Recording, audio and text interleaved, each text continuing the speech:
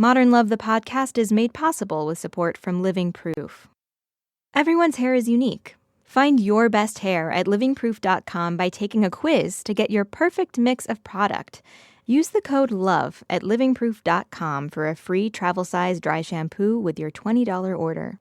We are the science. You are the living proof. And by Squarespace. Okay, real quick. Let the world know who you are with help from Squarespace. Start a free trial today. And remember to enter offer code MODERNLOVE and get 10% off your first purchase. Now, enjoy Modern Love.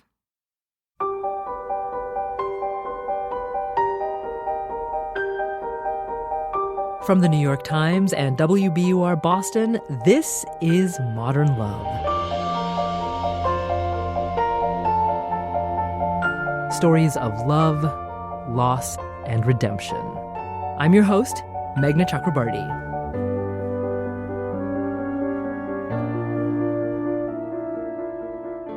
Forgiveness. It's always easier said than done. What's even harder is finding a way to relate to someone who's hurt you, to see them as just another imperfect human being. Benjamin Hertwig learned this at a difficult time in his life.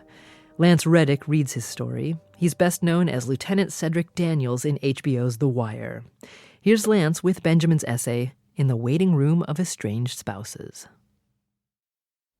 I Googled counseling and scrolled through pages of possibilities before finally settling on a female psychologist with a kind face. Later that week, I went to her office wanting to talk about fidelity and broken trust, but somehow ended up talking about sex and guilt. I cried a lot. 8 years earlier, when I was 20, I had served in Afghanistan as a machine gunner in a security platoon that accompanied convoys. A 6-month tour of grinding tedium interspersed with episodes of unpredictable violence and death. But that's not what drove me to the psychologist's office. I went because my marriage had fallen apart.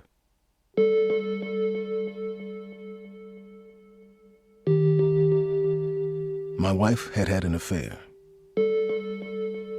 As is often the case in marriage, the infidelity was more a symptom of our trouble than its cause. Their situation was typical. They met through work. One evening, before I knew what was happening, the three of us were at the same fundraising event, and at one point, he and my wife ducked outside for a smoke, and I was left alone. Well, not entirely alone. His wife was there too, holding a newborn, looking uncomfortable. We didn't talk. Someone was making a speech about future goals, and I was eating dessert. After the affair came to light, my wife and I separated. I missed the cat. When I wasn't feeling self-righteously angry, I missed my wife too. In the evenings, I listened to Springsteen, ordered pizza, watched hockey, slept poorly, and spent the gray hours before dawn Googling my wife's name, the guy's name, and the pain of divorce. One night, the first link told me to pray to God. The second told me to prepare for a new life with many beautiful women. And the third led me to a body hair removal site. I decided to go for counseling. A few months later, I was in the psychologist's reception room paying for my fourth really good cry when a woman carrying a child walked in. I didn't recognize her at first, and then I remembered her face from the fundraiser.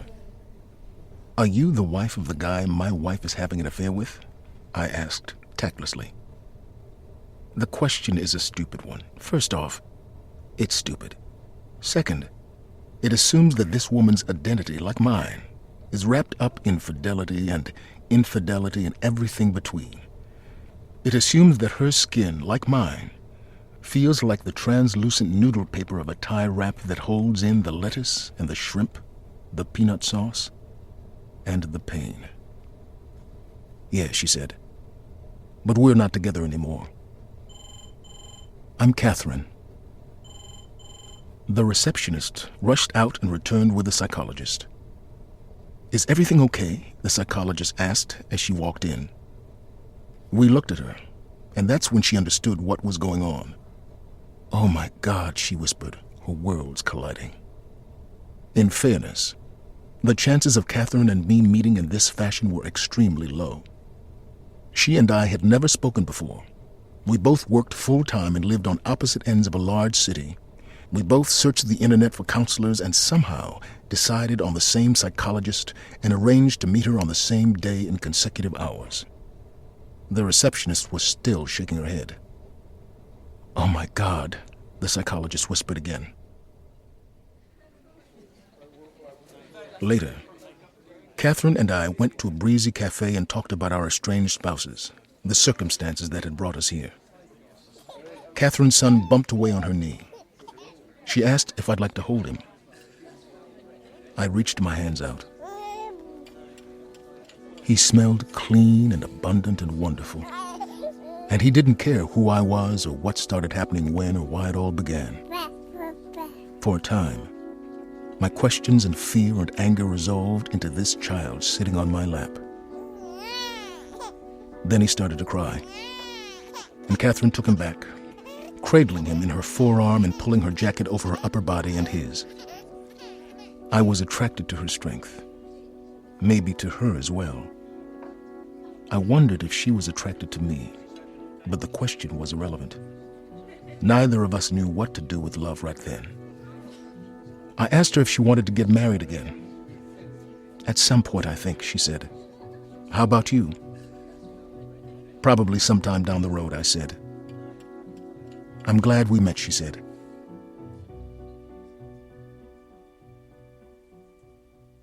By early winter, my final day as an inner-city housing worker had arrived, and I was told to go buy a cake for my farewell party later that afternoon.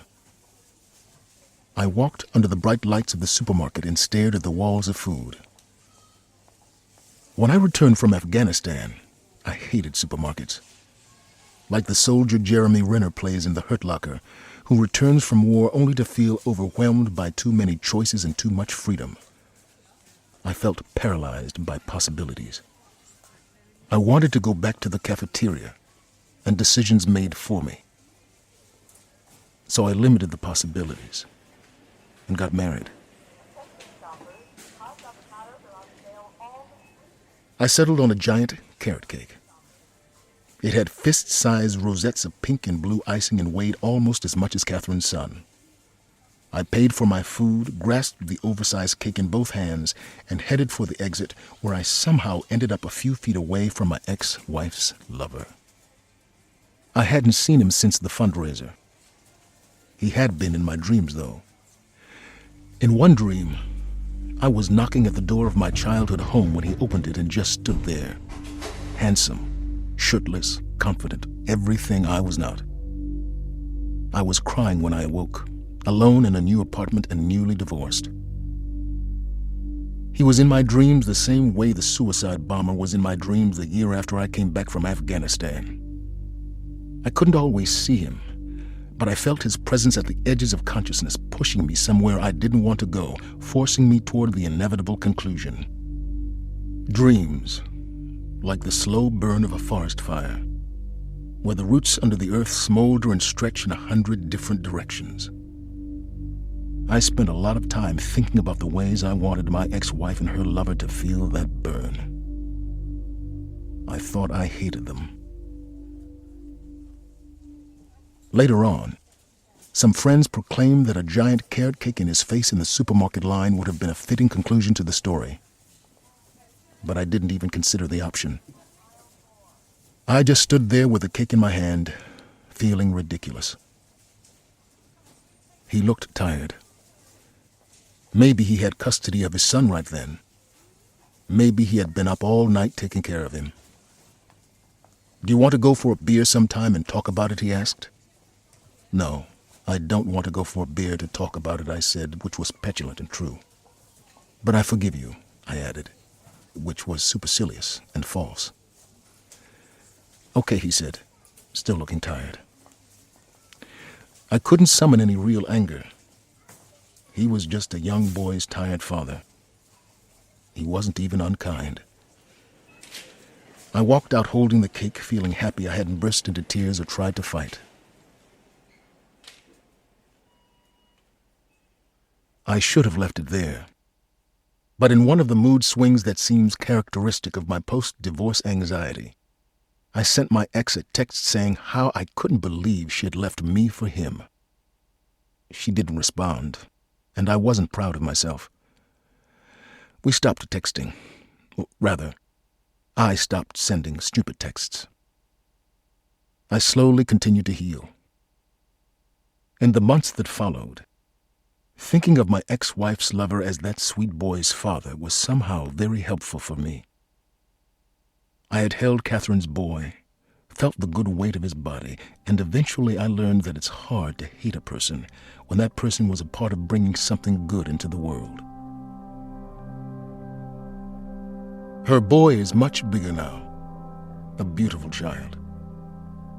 I see his photos on Facebook and sometimes like them.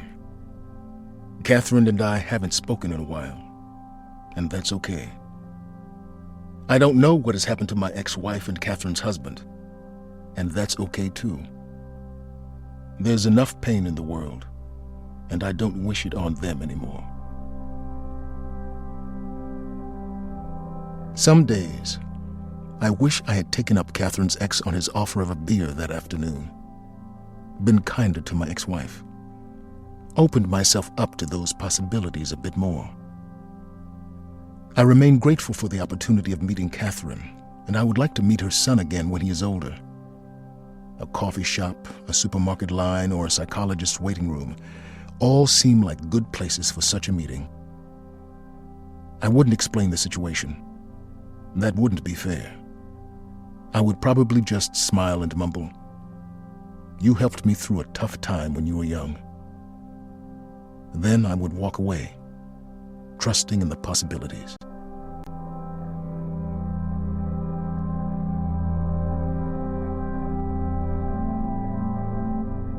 Lance Reddick reading Benjamin Hertwig's essay, In the Waiting Room of Estranged Spouses. We'll hear how Benjamin's doing today after the break.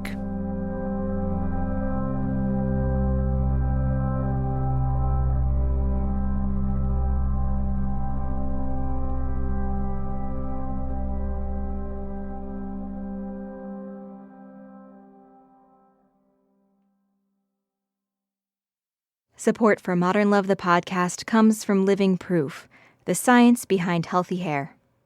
I'm Katie from Living Proof, and we get love letters all the time, like this one. Dear Living Proof, the products for curls are amazing. Third day in a row that a complete stranger walked up to me and complimented my hair. I use the leave-in conditioner, a little mousse, and a minute or two with the diffuser. Incredible. Your products are lifesavers. Love, Maureen. Use the code LOVE for a free travel-size dry shampoo with your $20 order. livingproof.com.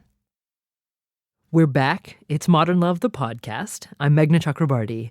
And now a postscript from the editor of Modern Love for the New York Times, Daniel Jones, and the author of this week's essay, Benjamin Hertwig. I first started writing when I returned from Afghanistan. I was having a number of nightmares at the time, and a friend suggested I try writing about it, which I did, and the nightmares went away. So after I found out about the affair, I just found that I again had this very strong impulse to write, and I think that writing is a way for people to acknowledge and confront some of the traumas they have experienced, and a way for them to move forward in a healthy way.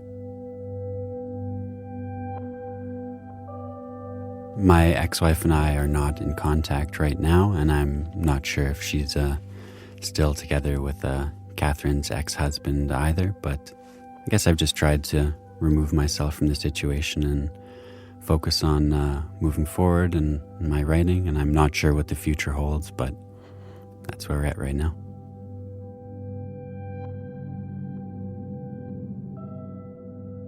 I love Benjamin Hertwig's essay, and I loved it from the first moment I read it.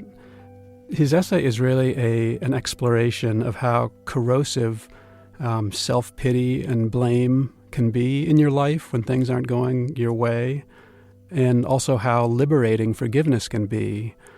But how do you get to that place? How do you get from feeling sorry for yourself and blaming others to a place where you forgive people who you think have done you wrong, or just that life has sort of thrown curveballs at you one after another? And I thought it was just a remarkable testament to the power of that forgiveness and how he takes the reader through that process of arriving at a state of forgiveness. You know, at several points here, he talks about just acting stupidly and acting out of his worst impulses. And, you know, it really takes recognizing that to go beyond it and to get yourself into a better place. And this is a situation, honestly, that so many people have been through. It doesn't have to be even cheating in a marriage. It can be any kind of relationship where you are deceived and betrayed and you feel like it's all the other person's fault. And it just takes you to a very dark place. And he takes this essay to a very light place. And that's just such an extraordinary achievement.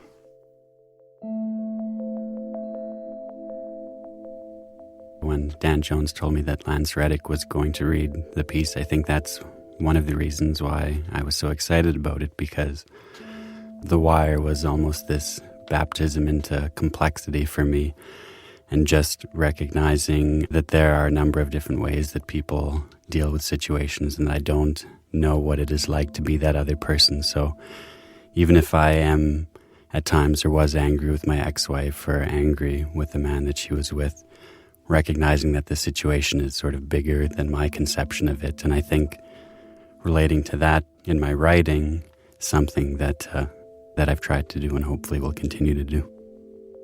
Having his essay published in Modern Love motivated Benjamin to pursue writing professionally. He starts his PhD at the University of British Columbia later this summer, and he has something else to be excited about. He's found love again. It'll be almost 2 years in August that we've been dating now. And she's a graphic designer and writer, and she's my best editor and gives me lots of great feedback.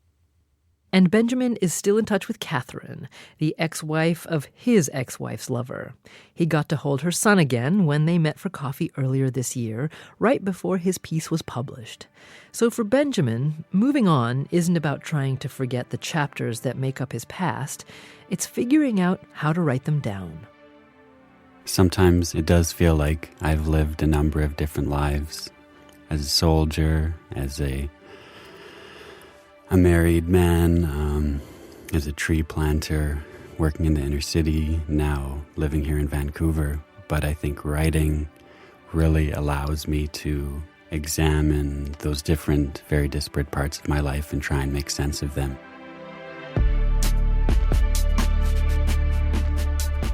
Benjamin Hertwig, author of In the Waiting Room of Estranged Spouses. We also heard from Modern Love editor Dan Jones.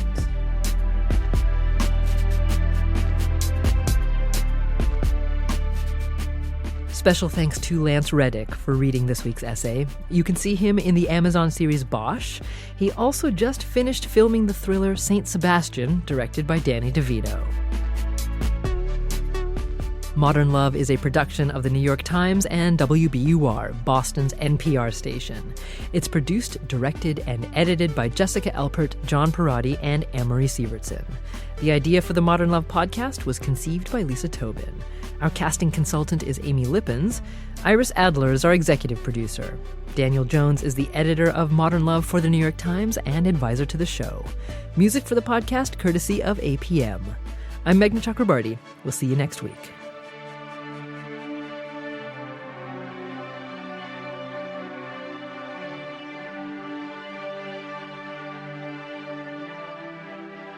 If you love Modern Love, check out WBUR's advice podcast, Dear Sugar, where hosts Cheryl Strayed and Steve Almond answer all your questions, no matter how deep or dark. Subscribe to Dear Sugar on iTunes or your favorite podcast app.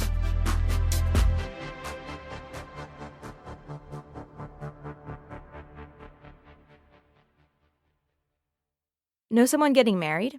Squarespace can help them organize a whole wedding with a customized website, track RSVPs, publish all the details guests will need, and more. 24/7 support makes it easy. Go to squarespace.com and try out their easy-to-use templates. Start your free trial today and remember to enter offer code MODERNLOVE to get 10% off your first purchase. Thanks for listening.